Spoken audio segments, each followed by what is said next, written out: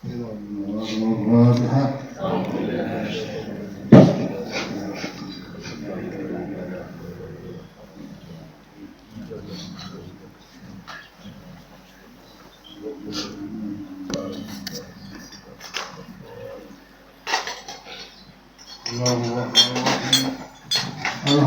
Rabbil Alamin, wassalatu wassalamu ala sayyidil mursalin wa ala alihi wa sahbihi ajma'in, radhiyallahu anhum. Wa qala radhiyallahu anhum wa nafa'ana Allah bi ulumihim fid darain, amin. Ila an qala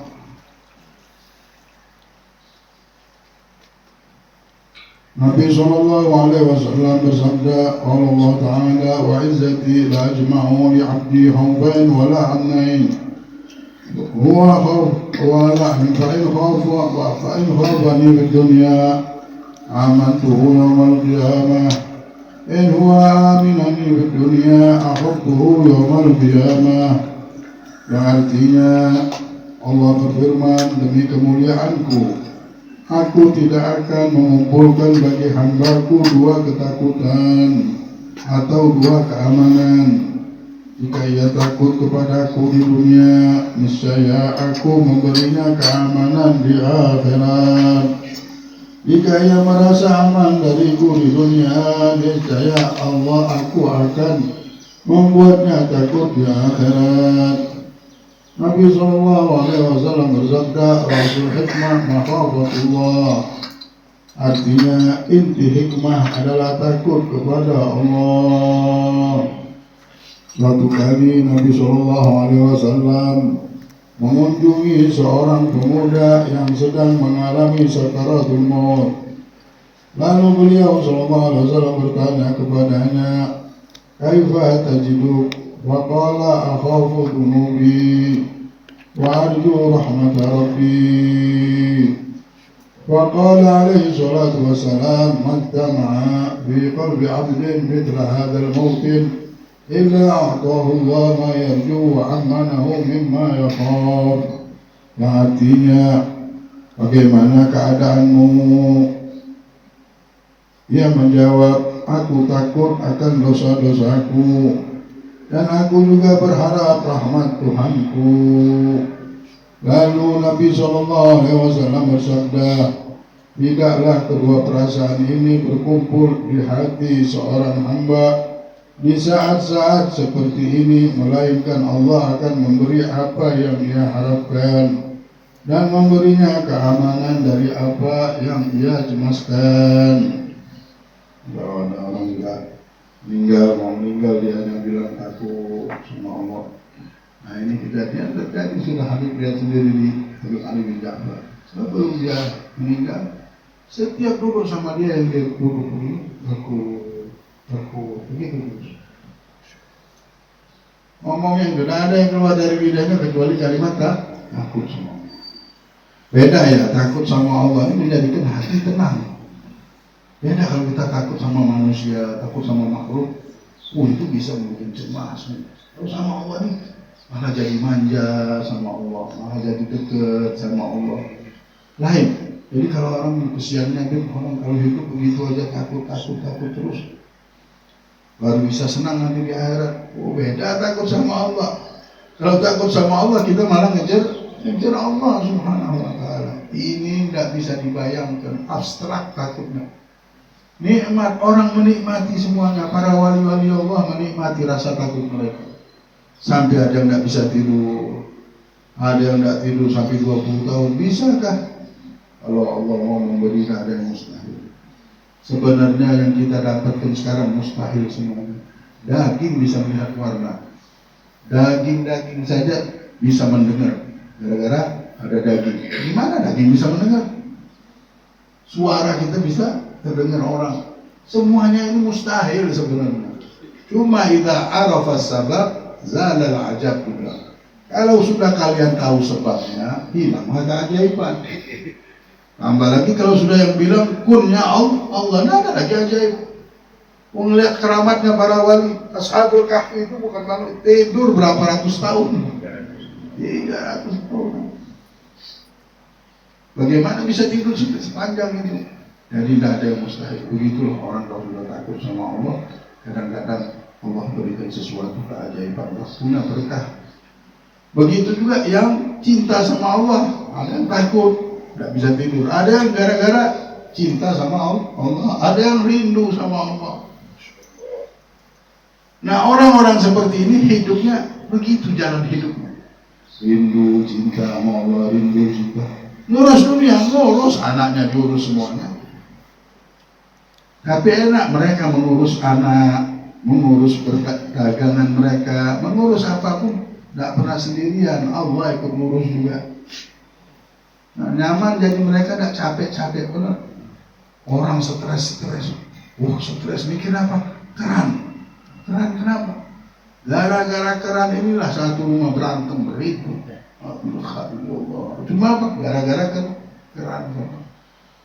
Banyak orang kerannya rusak pun tidak sampai ribut-ribut perang. Ini sampai perang dunia, sampai perang akhirat misalnya. Sekeluargaan. Ada yang bercerai gara-gara apa? Gara-gara pintu. Ada orang bercerai gara-gara mau masang pintu. Hanya bercerai suami istri.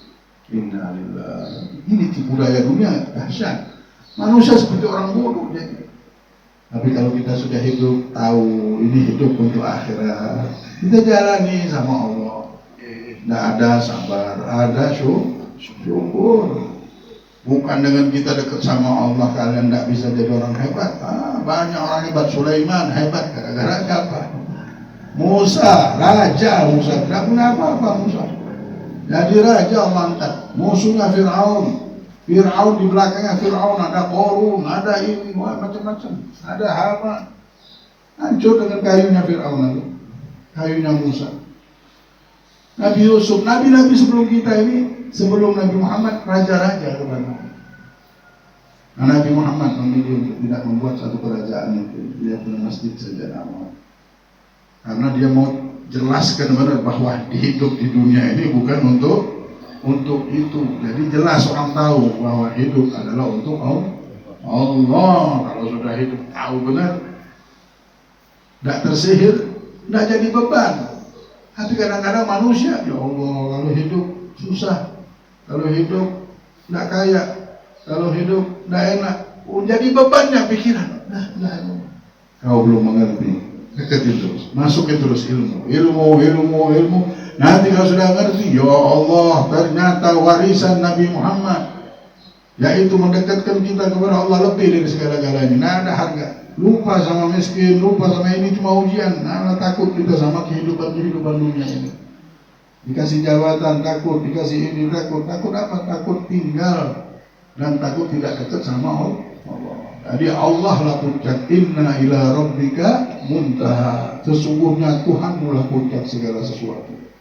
Para sahabat, para awliya sholihin, sampai mereka berdoa, ya Rabb, apakah di surga nanti bisa sholat 2 rakaat?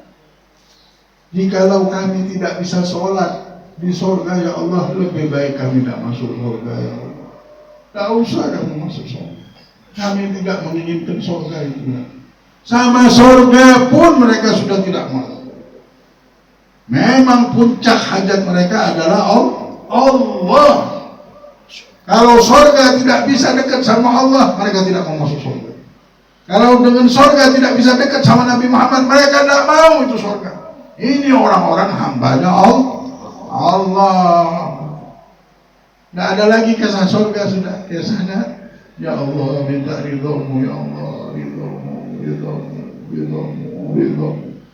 Hari-hari mereka meminta ridho Allah, ampunan Allah, kasih sayang Allah.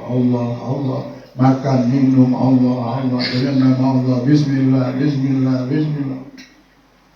Sudah sibuklah kita dengan ini, sampailah kita meninggal dunia dalam keadaan diridhoi oleh Allah. Dan Allah tidak akan sia-siakan kita.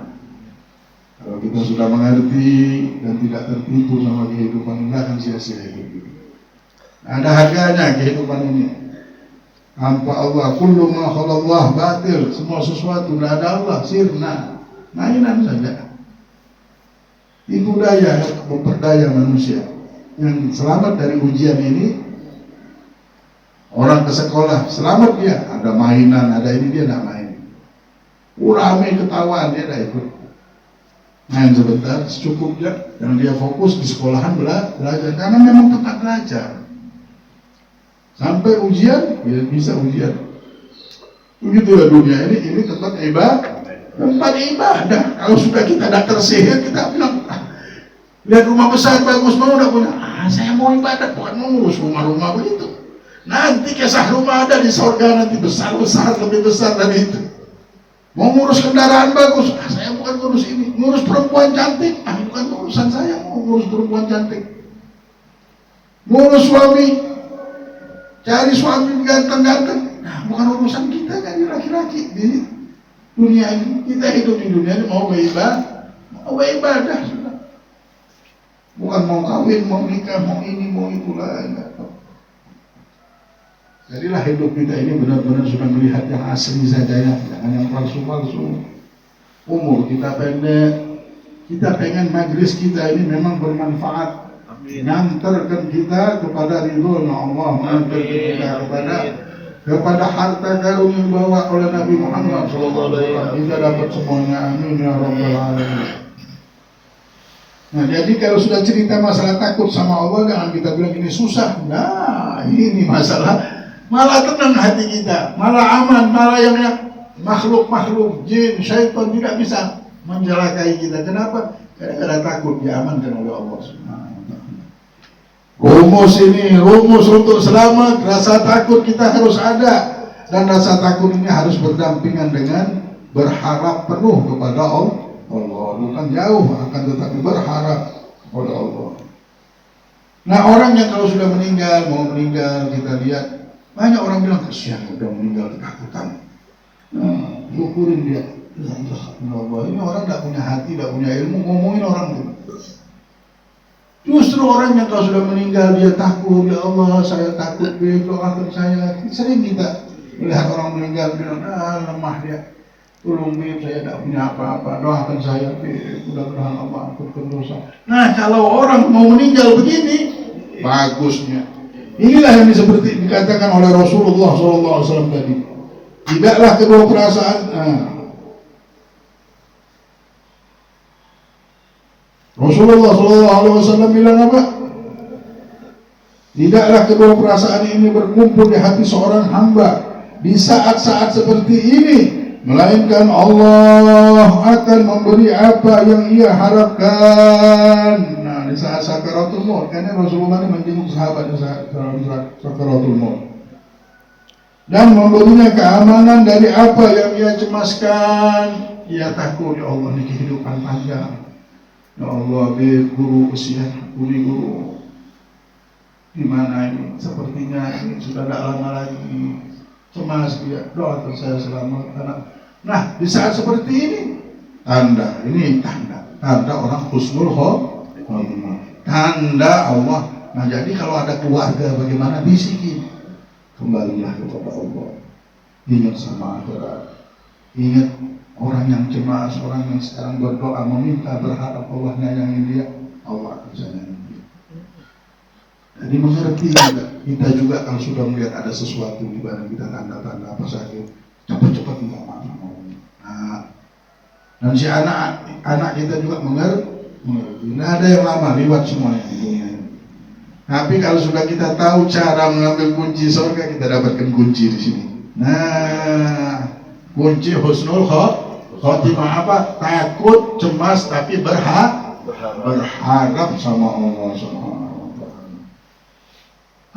Banyak yang hidup di dunia ini tidak mengerti dengan masalah ini, meninggal aja, tidak tahu lagi kisahnya. Tidak tahu kisah bagaimana dia minta selamat apa tidak tahu.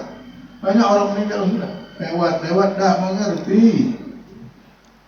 Yang dia pikirkan hanya harta dan tahta dan tidak tahu apa yang dipikirkan manusia di dunia ini. Bingung juga kita. Kalau bukan untuk Allah, hidup untuk siapa kita hidup? Inilah kebanyakan berkumpul, kebanyakan memandang, melihat sesuatu yang tidak baik, akhirnya jadi tidak baik kita. Itulah jangan melihat yang tidak baik. Ketahuilah bahwa rasa takut merupakan penghalang seseorang dari kemaksiatan dan kesalahan. Nah, kalau sudah ada rasa takut ini, sudah kita tanam. Nah, lihat tumbuhan. Pengen ada kerjaan, pengen apa? Pengen nanam pohonan, coba tanam dulu. Tanam rasa takut, bisa nggak? Daripada sibuk-sibuk tanam pohon, sana ke pasar, nyari tanah, nyari ini capek lagi. Coba kita buat tumbuhan di hati kita, tanam pohon rasa takut. Ini rasa takut kalau kau tanam, mulai maksiat jauh, kesalahan-kesalahan jauh. Kau bisa dekat sama Allah, kau bisa dapatkan surga. Waliman khafa maqama rabbih wa nahan nafsa 'anil hawa fa innal jannata hiyal ma'wa. Barang siapa yang bisa menahan nafsunya. Kenapa? Takut. Orang yang takut sama Allah, menahan nafsunya, maka tempat tinggalnya di surga. Kata Imam Syafi'i Al-Balkhi, setelah aku mendengar, aku tidak mau sebenarnya melihat dunia ini. Paling tidak senang melihat ada orang punya penyakit hati. Kulihat semua di tempat di dunia ada penyakit hati. Ku cari satu tempat, di manakah ada tempat yang ada penyakit hatinya. Aku dengarkan, wahai guruku Balkhi, sesungguhnya Hatim al-Asam, sesungguhnya engkau pernah berkata kepadaku bahwasanya ada satu tempat, Allah sifatkan tempat tersebut, wa naza'na ma fi sudurihim minal ghil ikhwanan ala sururin mutaqabilin, dan kami cabut sifat ghil, penyakit ghil, penyakit hati di dalam hati manusia penduduknya.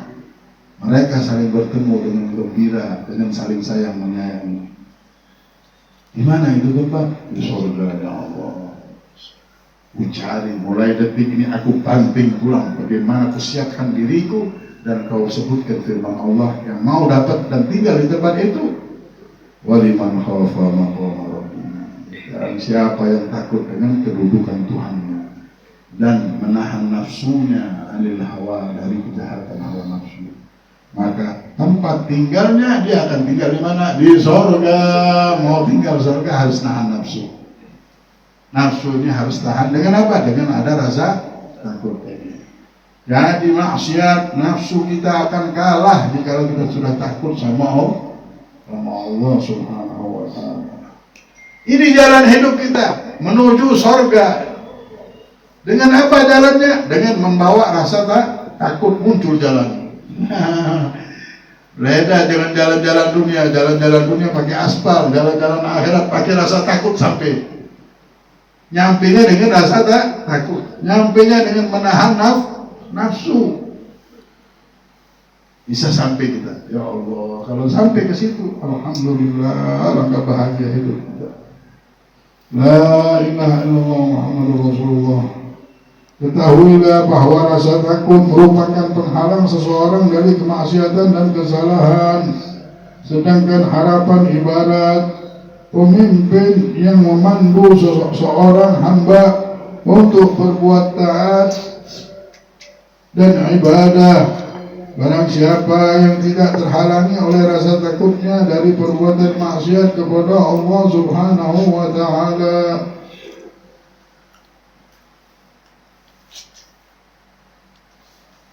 serta rasa pengharapannya tidak dapat membimbingnya untuk taat kepada Allah Subhanahu wa ta'ala, berarti perasaan takut dan pengharapannya ini hanyalah lintasan hati belaka yang tidak ada artinya. Karena kedua perasaan ini tidak dapat menghasilkan tujuan utamanya. Jadi kalau sudah punya rasa takut, punya berharap, tapi tidak bisa meninggalkan maksiat. Maksiat tidak bisa, taubat tidak taubat juga. Bagaimana nih? Dibilang rasa takut bisa menghindarkan maksiat. Begitu juga berharap kepada Allah ini akan membuahkan satu ibadah. Mau bangun malam, mau berdoa, mau berzikir. Kenapa? Gara-gara berharap sama Allah, sangka baik. Dia tahu Allah bakal menyayangi dia. Tapi subhanallah tidak beribadah juga. Melamun terus seperti orang jatuh cinta. Tidak tahu jatuh cinta sama siapa. Zikir sana sini. Nah, dibilang ini bukan tidak ada rasa takut, tapi rasa takutnya belum benar. Kenapa? Buktinya tujuan dari rasa takut itu yang menjadikan dia taubat, menjadikan dia dekat sama Allah, tidak mau maksiat, menjadikan dia menahan hawa nafsu, tidak ada. Karena dengan adanya ini muncullah sifat ini. Mau tahu rasa takut kita sudah ada atau tidak? Aku takut nggak sama Allah ya? Lihat, sudah bisa meninggalkan maksiat dulu. Kalau sudah bisa, namanya ada rasa takut. Nah, rasa takut inilah yang membuahkan jalan ke surga. Rasa takut inilah yang menjadikan tanda bahwa dia sudah diterima sama Allah. Rasa takut inilah sudah bagi tanda bahwa dia meninggal husnul khatimah. Tapi kalau tidak ada tujuannya ini, belum punya rasa takut. Begitu juga sangka baik sama Allah, berharap yang mana dia adalah afdalul ibadah, termasuk ibadah yang baik, sangat dicintai oleh Allah. Nah, harapan yang tinggi di hadapan Allah ini dibilang kita ini sudah mempunyai harapan kepada Allah, yang mana berharap ini, fadilahnya besar. Kita atas sangkaan kita, atas harapan kita, Allah akan berikan. Dan harapan kita ini dibilang benar dan sudah nyambung dengan Allah. Jikalau harapan kita ini membuahkan kita tambah beribadah, hadir majelis, sholat duha, malam sudah bisa bangun, sholat subuh sebelum subuh sudah bisa bangun, sudah bertambah beribadah, sudah nambah ibadahnya walaupun sedikit-sedikit. Nah, tanda orang ini berharapnya sudah benar. Nah, mudah-mudahan Allah jadikan setelah lama proses kehidupan kita ini, kita benar-benar punya mustikanya Nabi Muhammad. Ini mustika, bukan batu cincinnya. Mustika yang bermanfaat ini kita punya rasa takut. Langsung ada jalan tol. Punya rasa roja, kita langsung punya jalan menuju Allah dan Rasulullah. Berkat sifat-sifat inilah jadi dekat kita dengan Allah. Mudah-mudahan kita menjadi yang dekat dan didekatkan oleh Allah. Amin. Ya Allah, jangan lepaskan kami ya Rabb. Ya Allah, peliharalah kami ya Allah. Amin. Jaga kami daripada fitnah dunia, sihir dunia, hingga kami bisa melihat barang yang palsu itu asli ya Allah. Ya Allah, jaga kami dari sihir tersebut sampai kami bisa melihat yang benar itu benar dan berjalan di jalan yang benar. Dan Kau sampaikan kami ke tempat surgamu, di tempat yang Kau kumpulkan kami dengan kekasihmu Nabi besar Muhammad. Kumpulkanlah kami di dunia dan di akhirat sebelum kami meninggal, di waktu kami meninggal, dan berikanlah kami husnul khatimah ya Allah. Husnul khatimah ya Allah. Husnul khatimah ya Allah ya Karim ya Arhamar Rahimin. Wassallallahu ala sayyidina Muhammadin wa ala alihi wasallam. Alhamdulillah rabbil alamin. Bismillahirrahmanirrahim.